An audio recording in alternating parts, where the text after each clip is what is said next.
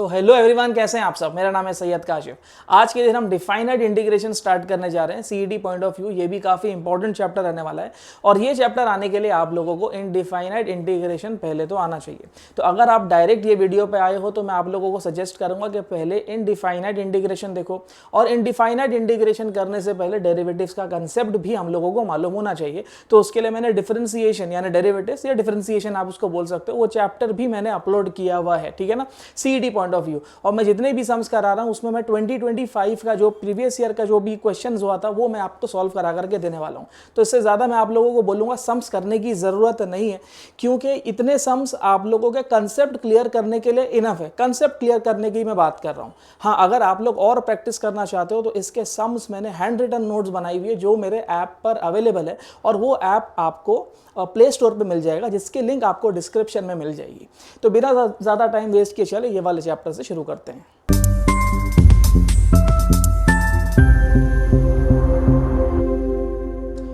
तो चलिए इसके वाले सम से शुरू करते हैं।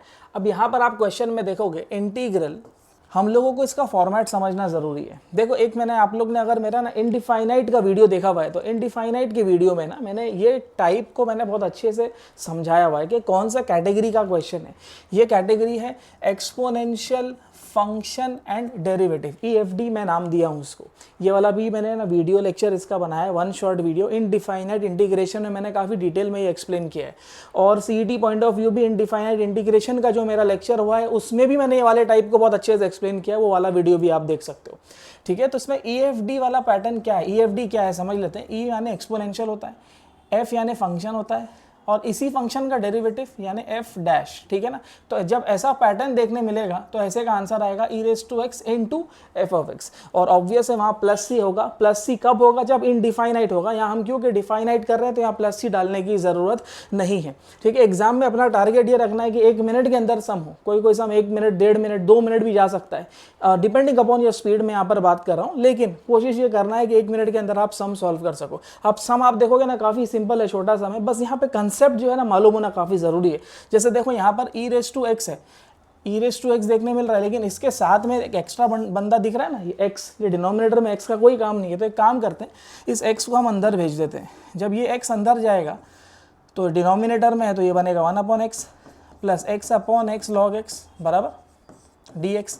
कुछ कैंसिलेशन हो रहा है तो देखो यहाँ पर वो कैंसिल कर देते हैं। देखो ये x और ये x कैंसिल हो गया। अब अगर आप यहाँ पर देखोगे e raise to x exponential हो गया, फंक्शन बराबर, फंक्शन क्या है यहाँ पर 1/x और यहाँ पर क्या है log x। अब दोनों भी देखो प्लस के फॉर्मेट में है। क्या 1/x का डेरिवेटिव log x होता है? नहीं, 1/x का इंटीग्रेशन है ना, 1/x का इंटीग्रेशन जो है वो log x होता है। लेकिन अगर मैं आप लोगों को बोलूँ कि डेरिवेटिव ऑफ log x क्या होता है तो derivative of log x 1/x होता है। तो बस फॉर्मेट जो है ना वो आगे पीछे, फॉर्मेट को सही कर देते हैं। 1 to e raise to x, पहले लिख देता हूँ यहाँ पर log x, फिर लिख देता हूँ 1/x dx। अब देखो ये फॉर्मेट बन जा रहा है। जब ये फॉर्मेट बन जा रहा है तो डायरेक्ट आंसर लिख दो e raise to x into f of x, और ये जो है ना ये आपका एफ ऑफ एक्स है, log x आ जाएगा और ब्रैकेट क्लोज करेंगे, प्लस सी नहीं आएगा, लिमिट्स आ जाएगी 1 to e।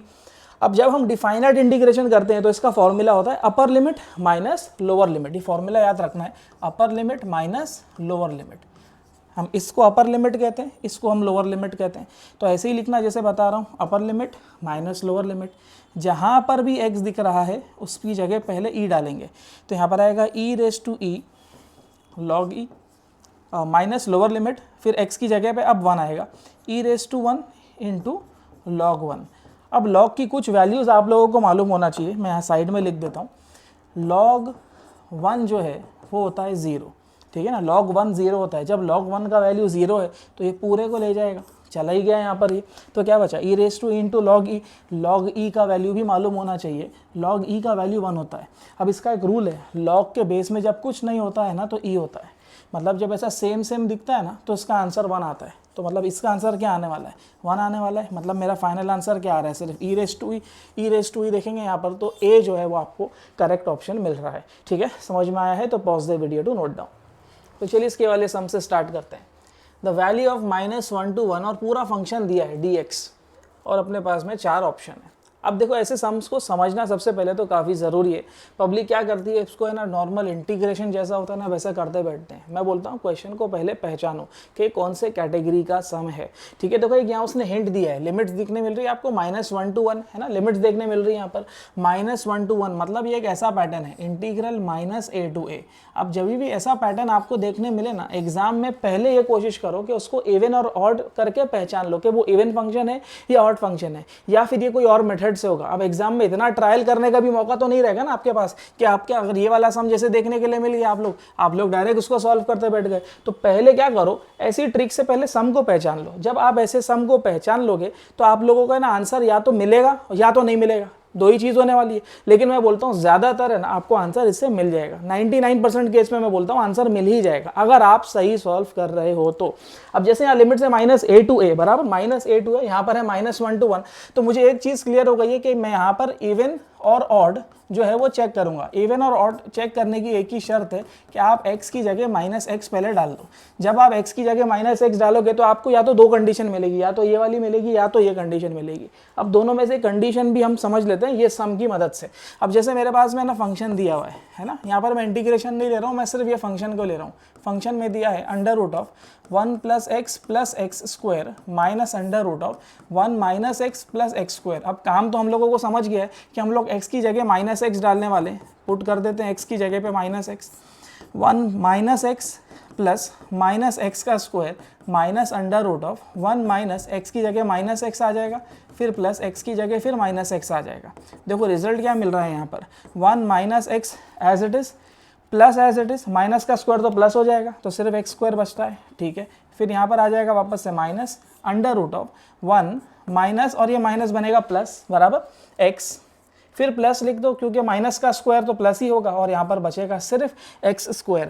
अब अगर मैं यहाँ पर से माइनस की साइन को कॉमन ले लेता हूँ, है ना, माइनस की साइन को कॉमन ले लेता हूँ, तो यहाँ पर मुझे कुछ देखने के लिए मिलेगा रिजल्ट कि जो प्लस वाला बंदा है वो हो जाएगा माइनस में। देखो √1 - x + x², और जो माइनस वाला बंदा है वो प्लस हो जाएगा 1 + x + x²।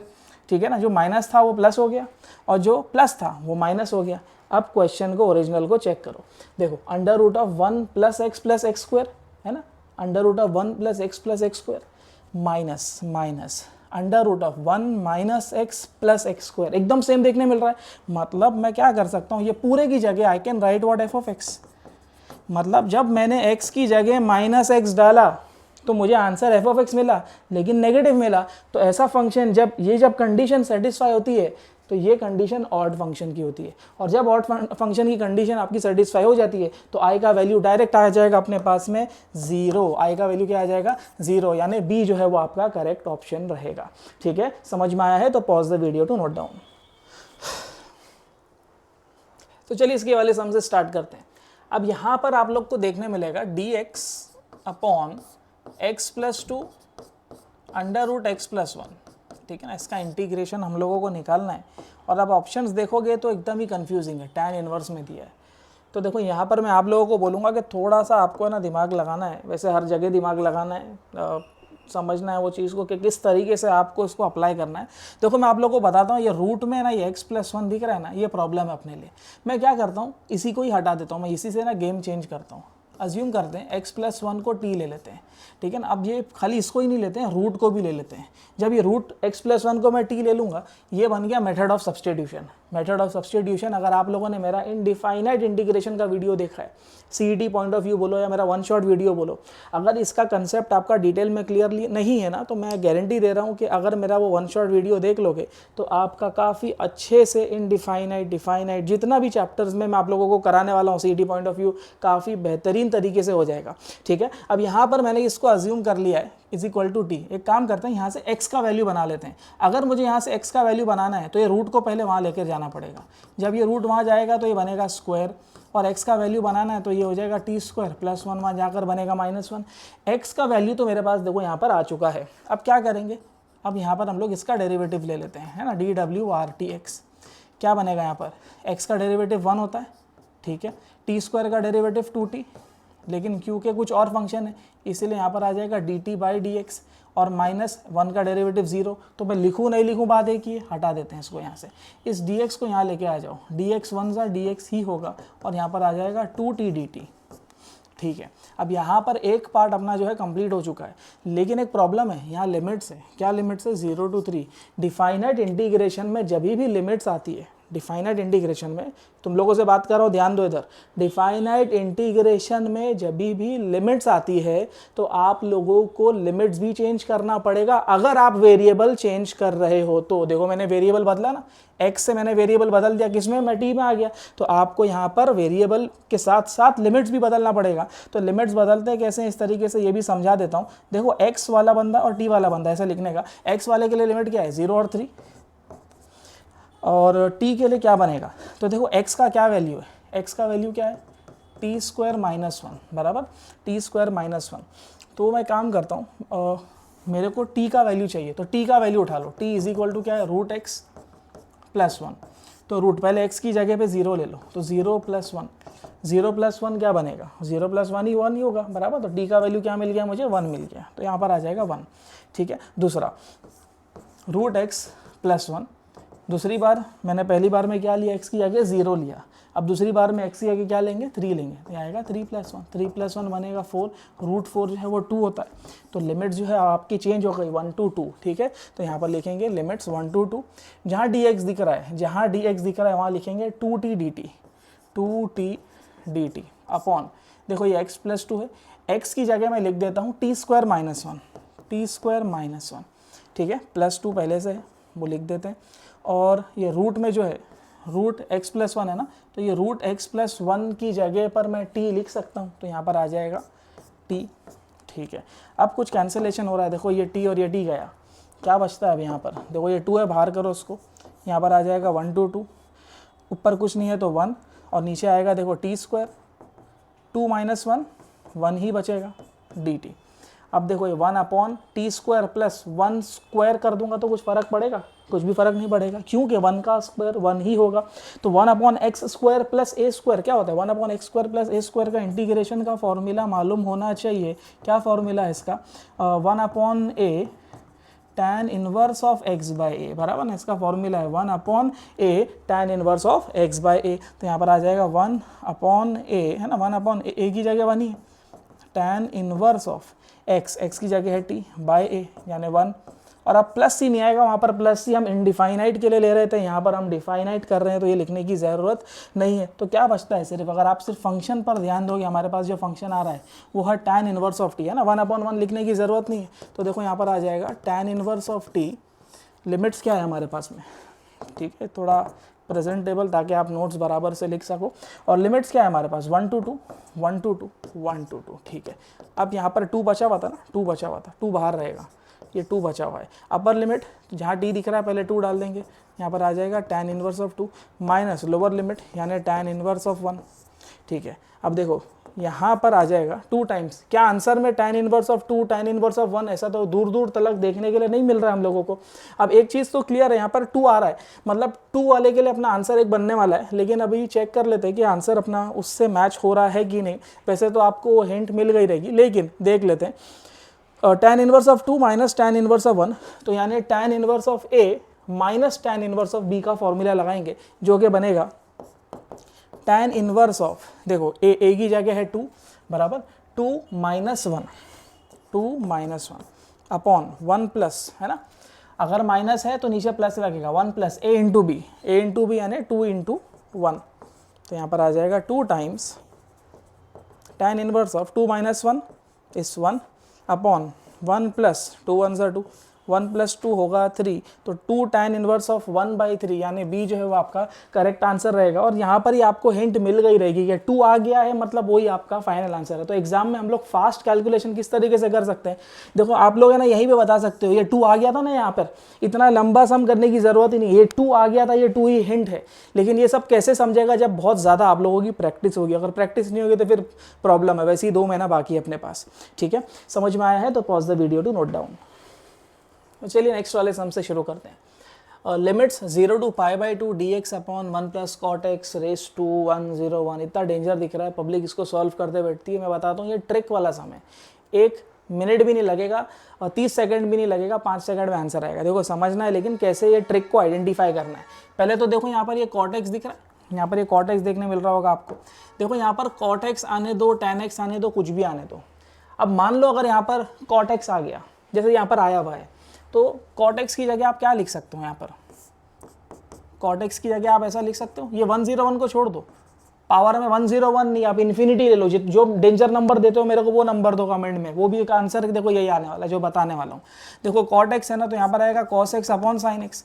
तो देखो यहाँ पर क्या कर सकते हैं हम लोग, 1 plus cos x upon sine x, ऊपर डी एक्स है इसको बाहर कर दो और ये इंटीग्रल 0 to π/2 कर दो, कुछ फर्क नहीं पड़ेगा। तो देखो यहाँ पर अगर एलसीएम लूँगा तो ये साइन एक्स यहाँ पर आ जाएगा, बराबर यहाँ साइन एक्स आ जाएगा, और होल अपॉन साइन एक्स तो है साइन एक्स ऊपर आ जाएगा, यानी sine x upon sine x plus cos x, ऐसा ही पैटर्न बनेगा। मैंने बोला पावर में कुछ भी रहने दो, जब भी ऐसा पैटर्न देखने मिले, बराबर जब भी ऐसा पैटर्न देखने मिले, तो अब मान लो जैसे कॉट एक्स के लिए बताया, अगर tan x आ गया तो tan x का क्या बनेगा, साइन अपॉन कॉस, तो साइन अपॉन कॉस से कॉस ऊपर चला जाएगा, समझ रहा है। तो जब भी ऐसा पैटर्न देखने मिलेगा तो आंसर सिर्फ एक ही ट्रिक लगाना है, b माइनस a/2। तो b माइनस a, b देखो यहाँ पर जो लोअर लिमिट है ना ये आपका a होता है, अपर लिमिट जो है वो b होता है। अब अगर क्लियर नहीं है तो b और a क्या है मैं लिख देता हूँ, b जो है ना वो π/2 था, a जो है ना वो 0 था अपॉन 2। तो देखो π/2 -0 लिखने की ज़रूरत नहीं, नीचे पहले से 2 है, यानी आंसर आएगा आपका π/4 और b जो रहे वो आपका करेक्ट ऑप्शन रहेगा। ठीक है, समझ में आया है तो pause the video to note down. तो चलिए नेक्स्ट वाले सम से शुरू करते हैं। देखो क्वेश्चन देख करके लग रहा है कि भाई सर स्किप करो स्लाइड को, फटाफट दूसरा सम निकालो। मैं बोलता हूँ बहुत सिंपल सा सम है, क्वेश्चन पहचानने आना चाहिए, उसके लिए मैं टेंशन नहीं बताऊंगा कैसे आएगा आंसर। देख यहाँ पर पहले तो देखने का, देख log x² है, यहाँ भी log x² है, सेम दिख रहा है, सेम दिख रहा है। देखो ज़रूरी नहीं है कि वहाँ log x² ही हो, ऐसा पैटर्न देखने मिल सकता है। देखो यहाँ रूट में भी आ सकता है, लेकिन ये शर्त है कि 2 बंदे लोग सेम होंगे, तीसरा बंदा अलग होगा। देख लो तीसरा उसने अलग दिया भी तो कितना डेंजर दिया है। अब पब्लिक इसको अगर सॉल्व करने बैठी तो हो गया, CET का पेपर खत्म, टाइम खत्म, टेंशन लेते रहना, टेंशन फिर बोले भाई CET में आ गए मेरे और लग गए। तो देख मैं बोल रहा हूँ टेंशन नहीं लेने का, बहुत सिंपल सा सम है। मैंने बोला ऐसा पैटर्न देखने मिला, ऐसा पैटर्न देखने मिला, b minus a/2 direct answer है तेरा, b माइनस a/2। देख b क्या है तेरा, यहाँ पर ये 2 जो है ना ये तेरा a है, और ये जो b जो है ना यहाँ पर ये 4 रहेगा, b minus a/2, 4 minus 2 2/2 equals to 1, यानी ये जो आपका करेक्ट आंसर रहेगा। ठीक है, इतना सिंपल सा सम था। पब्लिक देख करके डरती है, कुछ भी करके आ जाती है। मैं बोल रहा हूँ KBC नहीं खेलने का, थोड़ा सा दिमाग लगाने का। ठीक है, समझ में आया है तो pause the video to note down. तो चलिए नेक्स्ट वाले सम से शुरू करते हैं। फिर से देख करके डेंजर लग रहा है, लेकिन काफ़ी सिंपल सा सम है, मैं बताऊंगा, टेंशन नहीं लेने का। सम को पहचानना है, मैंने बोला सम को पहचान लोगे तो बहुत ईजी वे में आपके इंटीग्रेशन के सम्स जो है वो सॉल्व होंगे। तो यहाँ पर क्या लिमिट से -1 2 3 tan इनवर्स ऑफ कुछ फंक्शन है, वापस tan इनवर्स ऑफ कुछ फंक्शन है। लेकिन यहाँ पर गौर करने वाली कुछ चीज़ है, तुम लोगों से बात कर रहा हूँ, इधर ध्यान दो। यहाँ पे गौर करने वाली कुछ चीज़ है। क्या गौर करने वाली चीज़ है, इधर ध्यान देख, x/x² + 1 यहाँ लिखा हूँ मैंने, और देख इसी का यहाँ पे उल्टा दिया है, x² + 1/x, है ना। तो यहाँ पर पहचानने वाली चीज़ क्या थी कि ये जो tan इनवर्स ऑफ x/x² + 1 है, इसको ऐसे ही छोड़ दो, इसको उल्टा कर दो। इसको उल्टा करोगे ना जब, तो एक फॉर्मूला लग जाएगा। जब इसको उल्टा करोगे, x के नीचे कुछ नहीं है तो अंडरस्टूड है 1 है, तो जब उल्टा करने जाएंगे ना तो फॉर्मूला अप्लाई हो जाएगा और ये बन जाएगा cot इनवर्स। तो यहाँ पर आ जाएगा x/x² + 1 dx, और लिमिट्स जो दिया हुआ है -1 2 3, उसको एज इट इज़ उतार दो। अब देखो tan इनवर्स ऑफ कुछ एंगल, फिर cot इनवर्स ऑफ कुछ एंगल, और वो कुछ एंगल जो है, आप लोगों से बोल रहा हूँ, कुछ एंगल जो है वो दोनों भी सेम है। देखो ना थीटा, तो tan inverse of theta plus cot inverse of theta क्या हो जाएगा, π/2 हो जाएगा। तो यहाँ पर आ जाएगा इंटीग्रल -1 2 3, बराबर, यहाँ माइनस की साइन आएगी, -1 2 3, इसकी जगह आ जाएगा देखो π/2 dx। बस इतना सिंपल था, सम नहीं हुआ है। अभी हम लोगों ने क्या किया, इसका फॉर्मूला अप्लाई किया है। अब क्या करो, देखो ये π/2 जो है ना वो कांस्टेंट है, कांस्टेंट का इंटीग्रेशन होता है कांस्टेंट इनटू x, है ना। कांस्टेंट का इंटीग्रेशन होता है कांस्टेंट इनटू x, या फिर ऐसा भी बोल सकते हो π/2 को बाहर ले लो तो कुछ नहीं बचा, तो यहाँ पर अंडरस्टूड है 1 है, 1 का इंटीग्रेशन x होता है, ऐसा भी आप याद रख सकते हो। ठीक है, अब यहाँ पर ये लिमिट्स दिया हुआ है ना, लिमिट्स लगा दो -1 to 3, तो π/2 अपनी जगह पर। देखो upper limit minus lower limit, upper limit में आ जाएगा 3, लोअर लिमिट में आएगा -1, यानी π/2 3 माइनस माइनस +1, 3 + 1 इज़ 4, तो यहाँ पर आ रहा है 4π/2, 2 1 ज़ा 2 2 ज़ा, यानी 2π जो है मेरे को आंसर मिल रहा है। अब चेक करते हैं कि 2π यहाँ पर कहीं देखने मिल रहा है। यस, डी पर आपको 2π देखने के लिए मिल रहा है, यानी ये आपका करेक्ट ऑप्शन रहेगा। ठीक है, समझ में आया है तो pause the video to note down. तो चलिए नेक्स्ट वाले सम से शुरू करते हैं। अब ये वाला सम भी देख करके लग रहा रहेगा कि डिफ़िकल्ट है, तो मैं बोलूँगा हाँ डिफ़िकल्ट नहीं बोलेंगे, लेंदी बोलेंगे, डिफ़िकल्ट नहीं है। बस फॉर्मूलाज जो है मालूम होना चाहिए और कंसेप्ट क्या लगने वाला है वो समझ में आना चाहिए। तो देखो सबसे पहले मैं यहाँ पर आप लोगों को पूछता हूँ, cos x और sin x का एक पैटर्न देखने मिल रहा है, right. cos x sin x, और यहाँ पर भी cos x sin x का पैटर्न है, लेकिन यहाँ पर प्लस की साइन है। तो जब भी ऐसा पैटर्न देखने के लिए मिले तो आप पहले डिनोमिनेटर को ऑब्जर्व करो, और डिनोमिनेटर को ऑब्जर्व करते साथ उसमें देखो कि मैक्सिमम पावर क्या बन रहा है। देखो मैं बताता हूँ, मैक्सिमम पावर यहाँ पर आप लोग बोलोगे सर 3 है, नहीं, मैक्सिमम पावर मल्टीप्लाई करके बनाना, हमेशा याद रखना। तो देखो 3 2 ज़ा क्या बनेगा 6, तो मतलब मैं यहाँ पर न्यूमरेटर को और डिनोमिनेटर को डिवाइड करूँगा हमेशा कॉस से, लेकिन जो पावर मैक्सिमम मैं बोल रहा हूँ उस पावर से, cos⁻6x, समझ रहा है। इसी से हम लोगों को इसको डिवाइड करना है। अगर यहाँ 8 बनता तो मैं 8 से डिवाइड करता। क्यों डिवाइड करेंगे वो भी अभी समझेगा, आप लोग को बस ध्यान देना है। देखो ये cos² पूरा गया, और यहाँ पर ये 6 था ना, 6 कैंसिल होगा तो यहाँ पर पावर में 4 आ जाएगा। ठीक है, यहाँ पर पावर में बस 4 आ जाएगा। इसको थोड़ा क्लियरली लिखता हूँ मैं, 0 to π/4 remains as it is. यहाँ पर ऊपर है sin² बराबर, और नीचे है cos⁻4x। देखो cos⁻4x को आप है ना ब्रेक कर सकते हो, एक cos² में और दूसरे को भी cos² में। इसके पास कुछ नहीं है तो न्यूमरेटर में अंडरस्टूड 1 आएगा, और ये मल्टीप्लिकेशन हो गया, द होल अपॉन। अब देखो ये जो है ना cos⁻6x, ये ब्रैकेट में नहीं है। अब अगर मैं इसको ब्रैकेट में डाल दूँ, यानी मैं ऐसा होल⁻² उसको स्क्वायर करूँ, तो यहाँ पर अंदर क्या लिखेंगे, cos⁻3 लिखेंगे। क्यों, 3 2 ज़ा 6, तभी तो 6 बन रहा है। और न्यूमरेटर में क्या बच रहा है यहाँ पर, cos³ प्लस sin³x, और यहाँ पर dx आ रहा है। देखो 0 to π/4 as it is, 1/cos होता है sec, तो यहाँ पर आ जाएगा sec²x, sin/cos tan, तो यहाँ पर आ जाएगा tan²x अपॉन, डिनोमिनेटर में क्या आ रहा है देखो cos³x, देखो इसको ब्रेक कर देंगे, cos³ upon cos³ plus sin³ upon cos³ dx। अब कुछ कैंसिलेशन हो रहा है, फिर कैंसिल करो, देखो ये कैंसिल हो गया, 1 बचेगा। तो यहाँ पर क्या आने वाला है, 0 to π/4 sec² into tan² sec² into tan² upon 1 बच रहा है यहाँ पर, तो यहाँ पर आएगा 1 प्लस tan³ बराबर tan³, ठीक है। और यहाँ पर होल स्क्वायर था बराबर ना, होल स्क्वायर, तो यहाँ पर भी आ जाएगा होल स्क्वायर dx। ठीक है, अब यहाँ पर ये पैटर्न बनाना ज़रूरी था। ये पैटर्न क्यों बनाया समझ लेते हैं। देखो यहाँ पर ये 1 plus tan³ the whole square दिख रहा है ना, ये एक हमारे लिए ना कॉम्प्लिकेटेड पार्ट है काफ़ी। तो जब भी ऐसा कॉम्प्लिकेटेड पार्ट हम लोगों को दिखता है ना, तो कॉम्प्लिकेटेड पार्ट दिखते साथ हम लोग इसको अज्यूम कर लेंगे, यानी 1 प्लस tan³ को हम लोग अज्यूम कर लेंगे इक्वल्स टू t।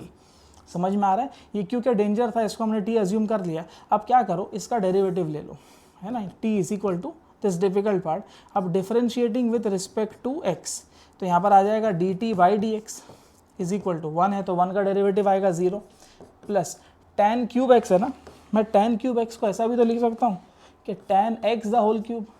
तो tan x the whole cube क्या बनेगा, x⁻n है ना, x⁻n का डेरिवेटिव। व्हाट इज x⁻n का डेरिवेटिव, nx⁻n-1, लेकिन मल्टीप्लाई बाय डेरिवेटिव ऑफ कुछ और की जगह यहाँ पर क्या दिख रहा है, tan x दिख रहा है ना, उसका भी हम डेरिवेटिव ले लेते हैं। तो यहाँ पर आ जाएगा 3 tan x, 3 - 1 is 2, and tan x का डेरिवेटिव आ जाएगा sec²x, यहाँ पर है dt, नीचे है dx, उस dx को यहाँ ले लो। अब क्वेश्चन में चेक करो क्या देखने के लिए मिल रहा है। देखो क्या क्वेश्चन में dx है, यस। क्या क्वेश्चन में sec²x है, यस।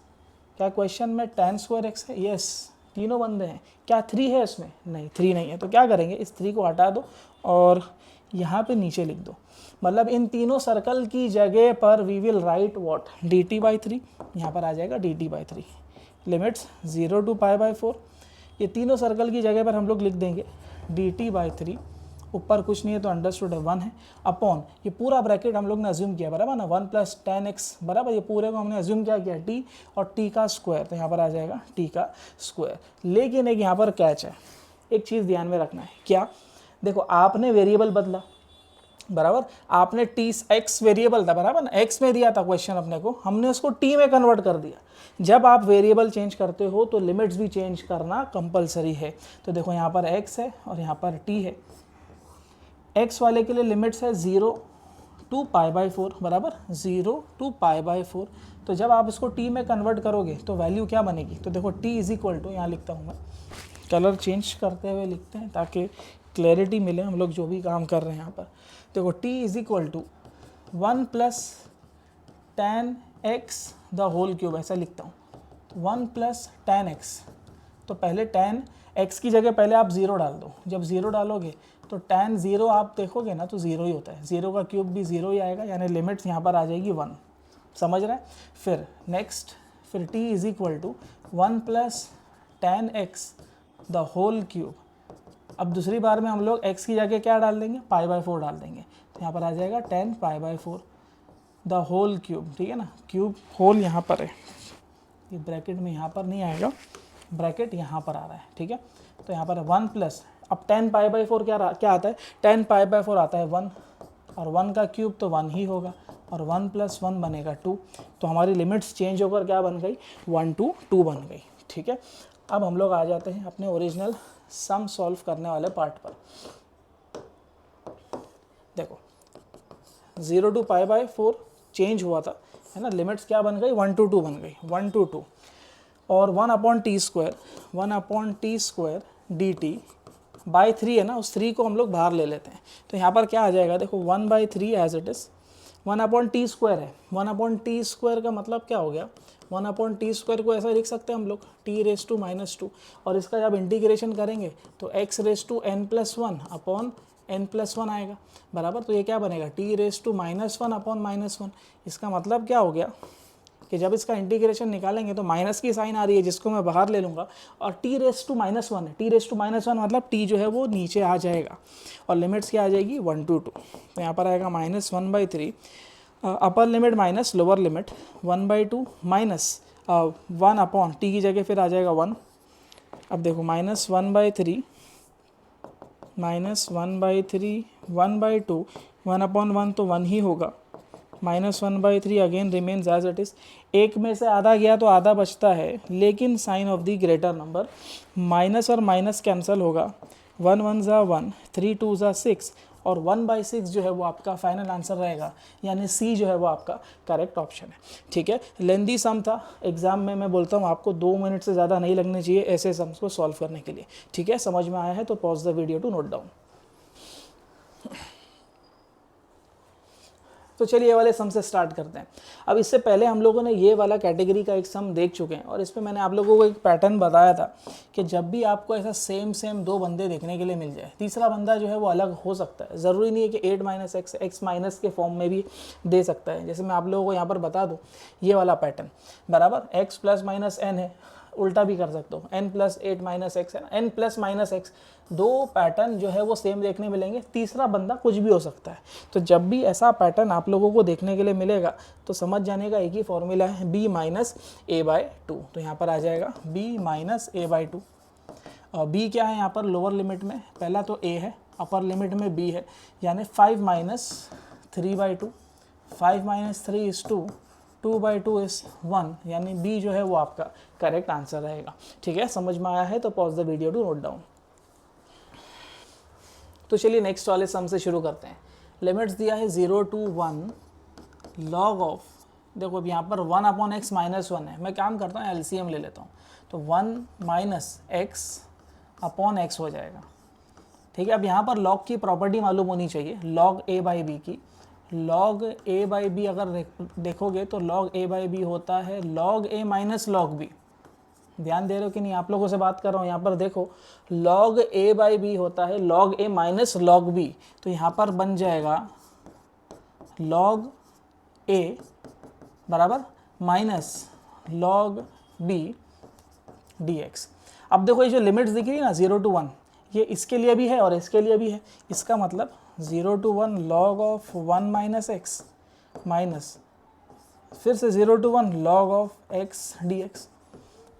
अब एक चीज़ ध्यान देना, 0 to 1 log of 1 minus x है ना, अगर यहाँ ध्यान दोगे ये जो अपर लिमिट है और यहाँ पर ये जो नंबर है ये दोनों सेम है। यानी अगर मैं इसको बोल दूँ कि ये दोनों भी a है तो गलत तो नहीं होगा, दोनों भी क्योंकि सेम नंबर है। तो जब भी ऐसा पैटर्न देखने के लिए मिलेगा 0 to a है ना, 0 to a f of x dx, तो इसको आप ऐसा भी लिख सकते हो a माइनस एक्स करके, है ना, इसको ऐसा भी आप लिख सकते हो।